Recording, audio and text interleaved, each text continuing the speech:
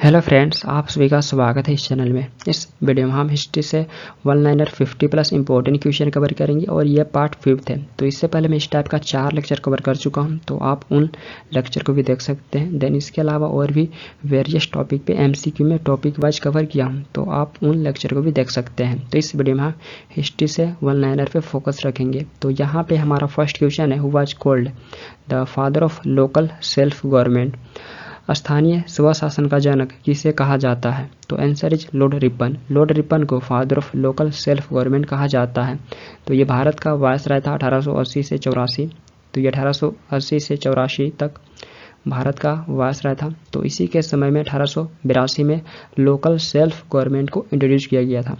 1882 में local self government को introduce किया गया था, तो इसलिए इसे father of local self government कहा जाता है। देन इसी के समय में जान ही रहेंगे 1881 में पहली बार पूर्ण जनगणना भी कंडक्ट किया गया था और 1881 में यह पहली बार फर्स्ट फैक्ट्री एक्ट को भी इंट्रोड्यूस किया था। तो ये भी इंपॉर्टेंट फैक्ट है। देन 1882 में ही ये पहली बार हंटर कमीशन को भी इंट्रोड्यूस किया था एजुकेशनल रिफॉर्म्स के लिए, तो ये भी पूछ लिए जाते हैं।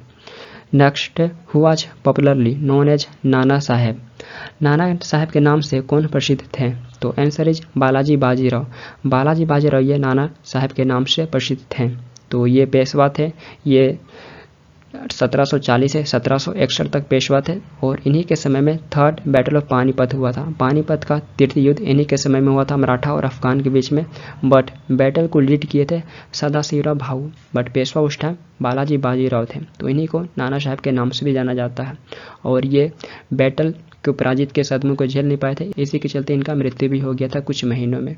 तो पेशवा पूछे जाते हैं, जब थर्ड बैटल ऑफ पानीपत हुआ था तो उस टाइम मराठा पेशवा कौन थे? तो उस टाइम मराठा पेशवा बालाजी बाजीराव थे और इनको नाना साहब के नाम से जाना जाता है। नेक्स्ट है, by what name is the Persian translation of Mahabharata known. Mahabharata के फारसी अनुवाद को किस नाम से जाना जाता है? तो आंसर इज राजमनामा। राजमनामा के नाम से जाना जाता है महाभारत के पर्शियन ट्रांसलेशन को। Next, who translated Mahabharata into Persian. Mahabharata को फारसी में किसने अनुवाद किया था? तो आंसर इज फैजी। फैजी ये महाभारत को पर्शियन लैंग्वेज में ट्रांसलेट किया था। देन इसके अलावा एक और नाम आपको देखने को मिल रहा होगा, बदायूनी। बदायूनी को भी ट्रांसलेट किया था। तो ये दोनों मिलकर महाभारत को पर्शियन लैंग्वेज में ट्रांसलेट किए थे अकबर के समय में। तो ये दोनों अकबर के ऑर्डर पे महाभारत को पर्शियन लैंग्वेज में ट्रांसलेट किए थे, फैजी और बदायूनी। नेक्स्ट है, who started the first English newspaper in India. Bharat में अंग्रेजी का पहला समाचार पत्र किसने शुरू किया था? तो answer is James Augustus Hickey. James Augustus Hickey के द्वारा भारत में अंग्रेजी का पहला समाचार पत्र शुरू किया गया था। नेक्स्ट है, when was the first English newspaper published in India. Bharat में पहला अंग्रेजी समाचार पत्र कब प्रकाशित हुआ था? तो आंसर इज 1780। 1780 में भारत में पहला अंग्रेजी समाचार पत्र प्रकाशित हुआ था। नेक्स्ट है, where was the first English newspaper published in India. Bharat में पहला अंग्रेजी समाचार पत्र कहाँ प्रकाशित हुआ था? तो आंसर इज कलकत्ता। कलकत्ता से भारत में पहली बार इंग्लिश न्यूज़पेपर पब्लिश्ड हुआ था। नेक्स्ट है, what was the name of paper. Paper का नाम क्या था? तो आंसर इज बंगाल गैजेट। तो पेपर का नाम था बंगाल गैजेट। तो यहाँ पे हम और कुछ इंपॉर्टेंट फैक्ट को डिस्कस कर लेते हैं। तो पहली बार भारत में न्यूज़पेपर को जेम्स अगस्टस हिक्की के द्वारा पब्लिश किया गया था और ये इंग्लिश लैंग्वेज में था, तो इसलिए भी पूछे जाते हैं पहला इंग्लिश न्यूज़पेपर किसने पब्लिश किया था? तो जेम्स अगस्टस हिक्की और पेपर का नाम था बंगाल गैजेट और ये 1780 में पब्लिश हुआ था कलकत्ता से।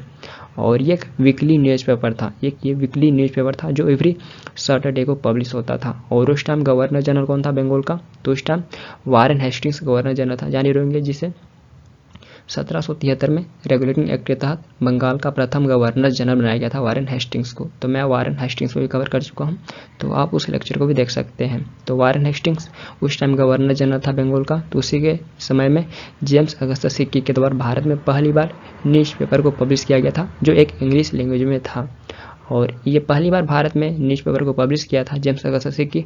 तो इसलिए इसे भारत में फादर ऑफ इंडियन जर्नलिज्म के नाम से जाना जाता है।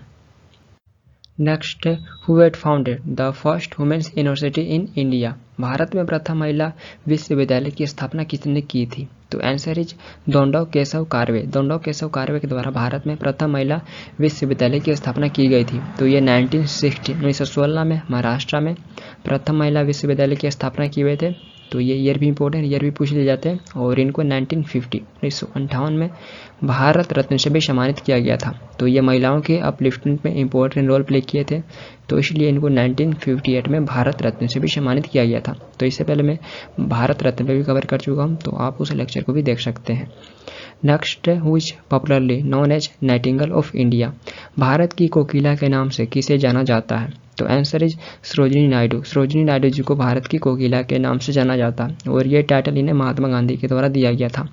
और सरोजिनी नायडू के बारे में जान ही रहेंगे, जैसा ये 1925 के कांग्रेस के कानपुर सेशन की प्रथम भारतीय महिला अध्यक्ष बनी थी, और ये दूसरी महिला थी। तो ये भी पूछे जाते हैं दूसरी महिला कौन थी कांग्रेस की अध्यक्ष बनने वाली, तो ये दूसरी महिला थी, क्योंकि इनसे पहले एनी बेसेंट बनी हुई थी और ये एक भारतीय थी। तो ये प्रथम भारतीय महिला अध्यक्ष बनी थी 1925 में, और भारत के इंडिपेंडेंस के बाद उत्तर प्रदेश की पहली गवर्नर भी बनी थी। तो ये भी पूछ लिए जाते हैं।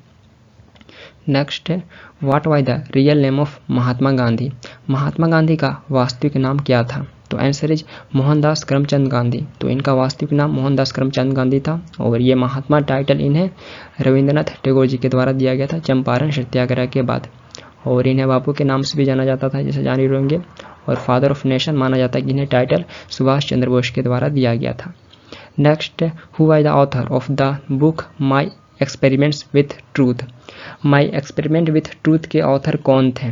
तो आंसर इज महात्मा गांधी। महात्मा गांधी ये माई एक्सपेरिमेंट विथ ट्रूथ के ऑथर थे, और ये इनका ऑटोबायोग्राफी बुक है, यानी ये खुद से लिखे हुए हैं, और ये गुजराती लैंग्वेज में लिखे हुए थे। तो ये भी पूछे जाते हैं किस लैंग्वेज में लिखे हुए थे, गुजराती में। और इसे बाद में इंग्लिश में इनके जो सेक्रेटरी थे महादेव देसाई, तो वे ट्रांसलेट किए हुए थे। तो ये भी पूछ लिए जाते हैं। तो ये इनका ऑटोबायोग्राफी बुक था जो गुजराती लैंग्वेज में लिखे हुए थे। नेक्स्ट है, where was Mahatma Gandhi born, Mahatma Gandhi का जन्म कहाँ हुआ था? तो आंसर इज पोरबंदर गुजरात। तो इनका जन्म पोरबंदर गुजरात में 2 अक्टूबर 1869 में हुआ था। और प्रेजेंट डे में जाने रहेंगे 2 अक्टूबर को international day of non violence के रूप में ऑब्जर्व किया जाता है। तो इनके बर्थ एनिवर्सरी को मार्क करने के लिए 2 अक्टूबर को international day of non violence के रूप में ऑब्जर्व किया जाता है, और ये यूएन के द्वारा डिक्लेयर किया गया था। नेक्स्ट है, हु कंपोज रामायण, रामायण की रचना किसने की थी? तो आंसर इज वाल्मीकि। तो वास्तविक रूप से रामायण की रचना वाल्मीकि के द्वारा किया गया था संस्कृत लैंग्वेज में। तो लैंग्वेज पूछे जाते हैं। नेक्स्ट है, हु कंपोज महाभारत, महाभारत की रचना किसने की थी? तो आंसर इज वेद व्यास। वेद व्यास के द्वारा महाभारत की रचना की गई थी, और ये ओरिजिनली संस्कृत लैंग्वेज में महाभारत की रचना किए हुए थे। और महाभारत को ओरिजिनली जया संहिता के नाम से जाना जाता है। तो ये भी पूछे जाते हैं महाभारत को ओरिजिनली किस नाम से जाना जाता है? तो जया संहिता के नाम से महाभारत को ओरिजिनली जाना जाता है। नेक्स्ट है, हु बिल्ट द विजय स्तंभ इन चित्तौड़गढ़, चित्तौड़गढ़ में विजय स्तंभ किसने बनवाया था? तो आंसर इज राणा खुम्बा। राणा खुम्बा के द्वारा चित्तौड़गढ़ में विजय स्तंभ का निर्माण करवाया गया था। तो ये 15वीं सेंचुरी एडी में सहारनपुर की लड़ाई में महमूद खिलजी के नेतृत्व वाली मालवा की सेना पर अपनी जीत की याद में विजय स्तंभ की निर्माण करवाए हुए थे, और ये भगवान विष्णु को समर्पित है। तो ये विजय स्तंभ भगवान विष्णु को समर्पित है, और आपको चित्तौड़गढ़ प्रेजेंट डे राजस्थान में देखने को मिलेगा। और राणा खुम्बा ये मेवाड़ के किंग थे। तो ये मेवाड़ के किंग थे, और चित्तौड़गढ़ इनका कैपिटल था। तो ये अपने कैपिटल में विजय स्तंभ का निर्माण करवाए हुए थे। तो यहाँ से बहुत सारे पूछे जाते हैं, जैसे पूछेगा ये किस भगवान को समर्पित है? तो ये भगवान विष्णु को समर्पित है। और ये किसके उपलक्ष्य में बनाए हुए थे? तो सहारनपुर की लड़ाई में महमूद खिलजी के नेतृत्व वाली मालवा की सेना पर अपनी जीत की याद में विजय स्तंभ का निर्माण करवाए हुए थे 15वीं सेंचुरी 15वीं शताब्दी में। Next, who was popularly called Deshbandhu, Deshbandhu के नाम से किसे जाना जाता है? तो आंसर इज चित्तरंजन दास। चित्तरंजन दास जी को देशबंधु के नाम से जाना जाता है, और ये सुभाष चंद्र बोस जी के पॉलिटिकल गुरु थे। और 1923 में ये स्वराज पार्टी का फॉर्मेशन किए हुए थे मोतीलाल नेहरू के साथ में मिलकर 1923 में, जब नॉन कोऑपरेशन मूवमेंट को वापस ले लिया जाता है। तो इसके बाद गया सेशन होगा, और गया सेशन के प्रेसिडेंट थे 1922 में, और ये जनवरी 1923 में स्वराज पार्टी का फॉर्मेशन किए हुए थे कांग्रेस से अलग होकर मोतीलाल नेहरू के साथ में मिलकर, और इनका मृत्यु 1925 के आसपास में हो गया था। Next, who is also known as Deenbandhu, Deenbandhu के नाम से किसे जाना जाता है? तो answer is Charles Freer Andrews. Charles Freer Andrews को दीनबंधु के नाम से जाना जाता है, और ये टाइटल इन्हें महात्मा गांधी के द्वारा दिया गया था। Next, who gave the title Deenbandhu to Charles Freer Andrews, Charles Freer Andrews को किसने दीनबंधु की उपाधि दी थी? तो आंसर इज महात्मा गांधी। तो ये टाइटल इन्हें महात्मा गांधी के द्वारा दिया गया था। नेक्स्ट है when did Chauri Chaura incident happen. Chauri Chaura कांड कब हुआ था? तो आंसर इज 4 फरवरी 1922। 4 फरवरी 1922 में चौरी चौरा इंसिडेंट हुआ था और कहीं कहीं पे आपको 5 फरवरी भी देखने को मिल सकता है। तो ये 4 या 5 फरवरी को चौरी चौरा इंसिडेंट हुआ था। देन इसके बाद Mahatma Gandhi non cooperation movement को ले लिए थे और ये इंसिडेंट उत्तर प्रदेश के गोरखपुर में हुआ था। तो आपको प्रेजेंट डे उत्तर प्रदेश के गोरखपुर में देखने को मिलेगा। तो यहाँ पे ये इंसिडेंट हुआ था और इसके बाद Mahatma Gandhi non cooperation movement को वापस ले लिए थे। नेक्स्ट है who was the founder of the Mughal empire. Mughal empire का फाउंडर कौन था? तो आंसर इज बाबर। बाबर ये मुगल एम्पायर का फाउंडर था और ये फर्स्ट रूलर भी बना था मुगल एम्पायर का। नेक्स्ट है what was the full name of Babur. Babur का पूरा नाम क्या था? तो आंसर इज जहीर उद्दीन मोहम्मद बाबर। इसका पूरा नाम जहीर उद्दीन मोहम्मद बाबर था और ये भारत में कहाँ से आया था? तो ये भारत में उज्बेकिस्तान से आया था, जो आपको प्रेजेंट डे सेंट्रल एशिया में देखने को मिलेगा, उज्बेकिस्तान। तो ये उज्बेकिस्तान में फरगना से भारत आया हुआ था।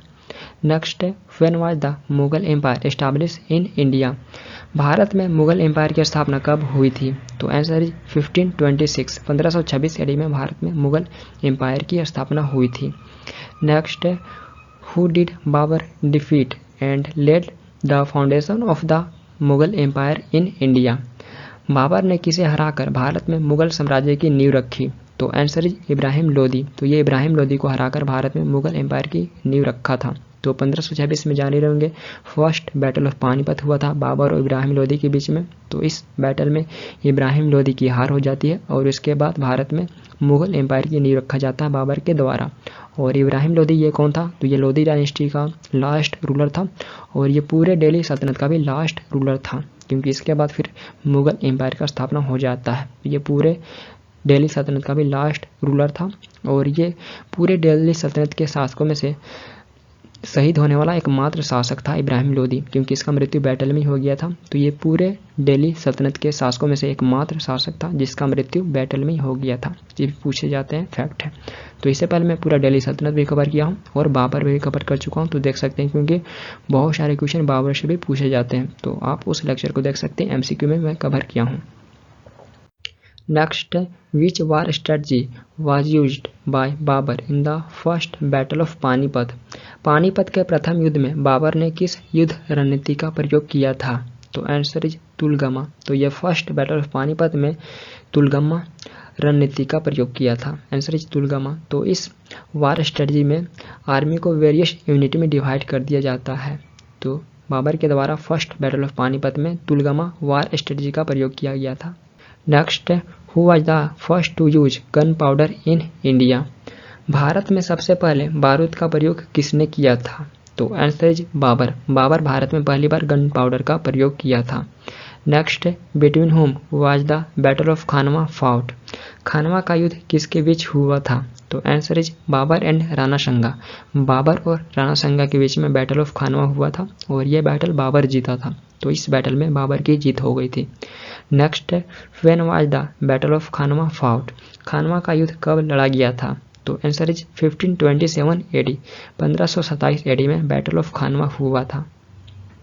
नेक्स्ट है after which war did Babur hold the title of Ghazi. Babur ने किस युद्ध के बाद गाजी की उपाधि धारण की थी? तो answer is battle of Khanwa. Battle of Khanwa के बाद बाबर गाजी के टाइटल को एज्यूम किया था। नेक्स्ट है the battle of Chanderi was fought in which year. Chanderi का युद्ध किस वर्ष लड़ा गया था? तो आंसर इज 1520 AD। 1528 AD में बैटल ऑफ चंदेरी हुआ था। नेक्स्ट है the battle of Chanderi was fought between Babur and which. Chanderi का युद्ध बाबर और किसके बीच लड़ा गया था? तो आंसर इज बाबर एंड मेदिनी राय। बाबर और मेदिनी राय के बीच में बैटल ऑफ चंदेरी हुआ था 1528 AD में और यह बैटल भी बाबर जीत गया था। और मेदिनी राय ये कौन थे? तो ये मालवा के राजपूत रूलर थे। तो ये मालवा के राजपूत रूलर थे मेदिनी राय। नेक्स्ट है the battle of Ghaghara was fought in which year. Ghaghara का युद्ध किस वर्ष लड़ा गया था? तो आंसर इज 1529 AD। 1529 AD में बैटल ऑफ घाघरा हुआ था। नेक्स्ट है the battle of Ghaghara was fought between Mohammad Lodi and which. Ghaghara का युद्ध मोहम्मद लोदी और किसके बीच लड़ा गया था? तो answer is Babur. Battle of Ghaghra Babur और मोहम्मद लोदी के बीच में लड़ा गया था और यह बैटल भी बाबर जीत गया था। इस बैटल में बाबर की जीत हुई थी। नेक्स्ट है Baburnama was written by. Baburnama किसके द्वारा लिखा गया था? तो आंसर इज बाबर। बाबरनामा ये खुद बाबर के द्वारा लिखा गया था और ये इसका ऑटोबायोग्राफी बुक था। नेक्स्ट है in which language Baburnama was written. Baburnama किस भाषा में लिखा गया था? तो आंसर इज तुर्की। तो बाबरनामा ये ओरिजिनली तुर्की की लैंग्वेज में लिखा गया था। नेक्स्ट है who translated Baburnama into Persian language. Baburnama का फारसी भाषा में अनुवाद किसने किया था? तो आंसर इज अब्दुल रहीम खान खाना। अब्दुल रहीम खान खाना के द्वारा बाबरनामा को पर्शियन लैंग्वेज में ट्रांसलेट किया गया था। तो अब्दुल रहीम खान खाना ये अकबर का 9 रत्नों में से एक था। तो ये अकबर के ऑर्डर पे पर्शियन लैंग्वेज में बाबरनामा को ट्रांसलेट किया था। नेक्स्ट है Arambagh was originally built by the which Mughal ruler in Agra. Arambagh मूल रूप से आगरा में किस मुगल शासक द्वारा बनाया गया था? तो आंसर इज बाबर। बाबर के द्वारा आरामबाग को बनाया गया था। तो आरामबाग एक मुगल गार्डन था जिसे 1528 में बाबर ने खुद आगरा में बनवाया था, जो आपको ताजमहल से लगभग 5 किलोमीटर के नॉर्थ ईस्ट में देखने को मिलेगा। नेक्स्ट है which Mughal ruler constructed a new city called as Dinpanah. किस मुगल शासक ने दीनपनाह नामक एक नए शहर का निर्माण किया था? तो आंसर इज हुमायूं। हुमायूं दीनपनाह नामक एक नए शहर का निर्माण किया था। नेक्स्ट है the battle of Chausa was fought in which year. Chausa का युद्ध किस वर्ष लड़ा गया था? तो आंसर इज 1539 एडी। 1539 एडी में बैटल ऑफ चौसा हुआ था। नेक्स्ट है between whom was the battle of Chausa. Chausa का युद्ध किसके बीच हुआ था? तो answer is Sher Shah and Humayun. Sher Shah Suri और हुमायूं के बीच में बैटल ऑफ चौसा हुआ था 1539 एडी में। नेक्स्ट है who won the battle of Chausa. Chausa के युद्ध में किसकी जीत हुई थी? तो आंसर इज शेरशाह। तो बैटल ऑफ चौसा में शेरशाह की जीत हुई थी। नेक्स्ट है the battle of Kannauj was fought in which year. Kannauj का युद्ध कब लड़ा गया था? तो आंसर इज 1540 एडी। 1540 एडी में बैटल ऑफ कनौज हुआ था और बैटल ऑफ कनौज को ही बिलग्राम के नाम से जाना जाता है। तो ऑप्शन में ये भी नाम देखने को मिल सकते हैं। तो बैटल ऑफ कनौज को ही बिलग्राम के नाम से जाना जाता है और ये बैटल 1540 में हुआ था। नेक्स्ट है the battle of Bilgram was fought between Humayun and which. Bilgram का युद्ध हुमायूं और किसके बीच लड़ा गया था? तो answer is Sher Shah. Battle of Bilgram Humayun और शेरशाह के बीच में लड़ा गया था। नेक्स्ट है who won the battle of Bilgram. Bilgram के युद्ध में किसकी जीत हुई थी? तो answer is Sher Shah. Battle of Bilgram में शेरशाह की जीत हुई थी। तो अगेन शेरशाह बैटल जीत गया था हुमायूं से। तो इससे पहले 1539 में बैटल ऑफ चौसा हुआ था, तो चौसा भी शेरशाह जीत गया था और 1540 में जब बैटल ऑफ बिलग्राम होता है हुमायूं के साथ में, तो यह बैटल भी शेरशाह जीत जाता है और इस बैटल के बाद हुमायूं भारत छोड़कर सिंध चला गया था। तो पूछे जाते हैं किस बैटल के बाद हुमायूं भारत से भाग गया था? तो बैटल ऑफ बिलग्राम या बैटल ऑफ कनौज के बाद। और कहाँ चला गया था? तो सिंध में चला गया था शरण लेने के लिए। देन अगेन फिर कुछ वर्षों के बाद 1555 के आसपास में अटैक करता है और फिर से मुगल एम्पायर की नींव रखता है हुमायूं। लेकिन 1540 में बैटल ऑफ बिलग्राम के दौरान यह भाग जाता है भारत से छोड़कर सिंध वाले रीजन में। नेक्स्ट है द फाउंडर ऑफ सूर डायनेस्टी वाज। सूर वंश का संस्थापक था। तो आंसर इज शेरशाह। शेरशाह सूरी ये सूर डायनेस्टी का फाउंडर था। नेक्स्ट है व्हेन वाज द सूर डायनेस्टी एस्टैब्लिश। सूर वंश का स्थापना किस वर्ष हुआ था? तो आंसर इज 1540 एडी। 1540 एडी में सूर डायनेस्टी का स्थापना हुआ था और यह सेकेंड अफगान डायनेस्टी था। तो सूर डायनेस्टी ये सेकेंड अफगान डायनेस्टी था लोधी डायनेस्टी के बाद। तो भारत में स्थापित होने वाला सूर डायनेस्टी ये सेकेंड अफगान डायनेस्टी था और इसकी स्थापना शेरशाह सूरी के द्वारा 1540 में बैटल ऑफ कनौज या बिलग्राम के बाद किया गया था। नेक्स्ट है what of the childhood name of Sher Shah. Sher Shah Suri का बचपन का नाम क्या था? तो आंसर इज फरीद खान। शेरशाह सूरी का बचपन का नाम फरीद खान था। नेक्स्ट है who build the fort of Rohtasgarh. Rohtasgarh किले का निर्माण किसने करवाया था? तो आंसर इज शेरशाह। शेरशाह सूरी के द्वारा रोहतासगढ़ किले का निर्माण करवाया गया था, जो आपको प्रेजेंट बिहार के रोहतासगढ़ में देखने को मिलेगा। तो ये आपको प्रेजेंट है बिहार में देखने को मिलेगा रोहतासगढ़। तो किले का निर्माण शेरशाह सूरी के द्वारा करवाया गया था और इसके द्वारा 3 सिक्के चलाए गए थे, कॉपर, सिल्वर और गोल्ड।